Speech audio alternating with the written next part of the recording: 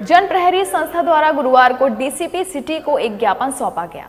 ज्ञापन सौंपते हुए आरोप लगाया कि आरटीआई एक्टिविस्ट विनोद बघेल व सफाई ठेकेदार द्वारा षड्यंत्र के तहत झूठा मुकदमा दर्ज किया गया है।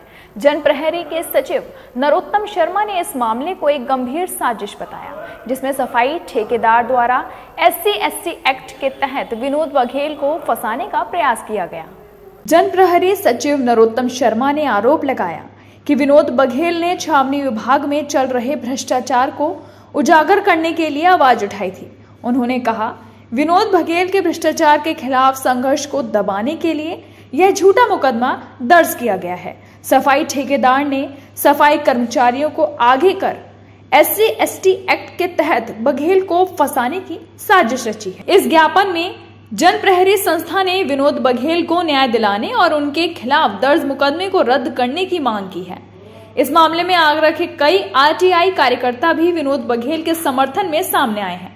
आरटीआई एक्टिविस्ट वीर बहादुर ने कहा, विनोद बघेल को गलत तरीके से फंसाने की कोशिश हो रही है। भ्रष्टाचार के खिलाफ लड़ाई लड़ने वालों को इस तरह प्रताड़ित करना लोकतंत्र के लिए खतरनाक है। हमारे एक RTI activist Vinod Baghel ji RTI के द्वारा सूचना मांगकर छावनी परिषद के भ्रष्टाचारों को उजागर करते हैं।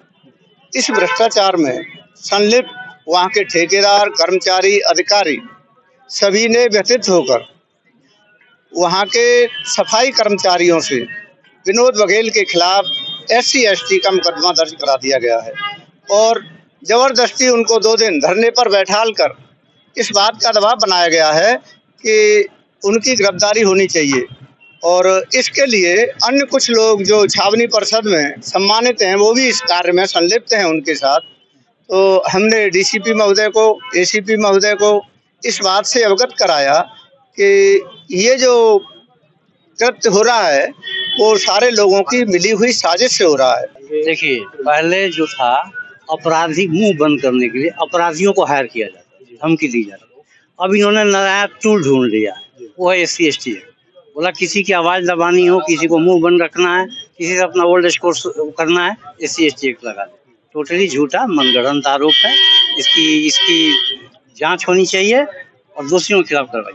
तो क्या लग रहा है इस प्रकार सफाई कर्मियों को आगे करके भ्रष्टाचार? देखिए, मैंने कहा SC/ST टूल की तरह यूज किया जाता है आपकी जबान बंद करने, तो ये टूल की तरह इस्तेमाल कर रहा है। सारे आरोप निराधार है। तो क्या प्रशासन को ये बात जानकारी नहीं है या अनभिज्ञ प्रशासन? प्रशासन अनभिज्ञ नहीं है, प्रशासन को जानकारी दी गई है, शर्मा जी ने जानकारी दी है, अनभिज्ञ नहीं है और जरूर न्याय होगा। समाज सेवी निधि पाठक ने भी इस साजिश की निंदा करते हुए कहा, विनोद बघेल को न्याय मिलना चाहिए। यह मामला सिर्फ एक व्यक्ति का नहीं बल्कि उन सभी आरटीआई कार्यकर्ताओं का है जो भ्रष्टाचार के खिलाफ लड़ाई लड़ रहे हैं। मेरा कहना है कि आरटीआई जो एक एक्ट है उसको हर लेवल पर कमजोर किया जा रहा है। बहुत बड़ा अस्त्र था भ्रष्टाचार से लड़ने के लिए जनता के हाथ में। अगर इसको इस तरह से खत्म किया जाएगा, इस तरह से टॉर्चर किया जाएगा एक्टिविस्ट्स को, तो फिर ये अस्त्र खत्म हो जाएगा और इससे जनता का ही बुरा होगा। इसी तरह से ठेकेदार ने सफाई कर्मियों को आगे कर आरटीआई एक्ट पर मुकदमा दर्ज किया और उसकी बात को दबाने का काम किया है। तो पूरे मामले को लेकर प्रशासन से, सरकार से कुछ कहना चाहिए? आप देख रहे हैं आज हम तमाम अधिकारियों से लड़े। हमने जिक्र किया, इस बात का आग्रह किया है कि उनके साथ अन्याय नहीं होना चाहिए, जो सच्चाई है वो सामने आए। हम लोग आज सारे एकत्रित हुए हैं हमारे साथी विनोद बघेल जी के समर्थन में।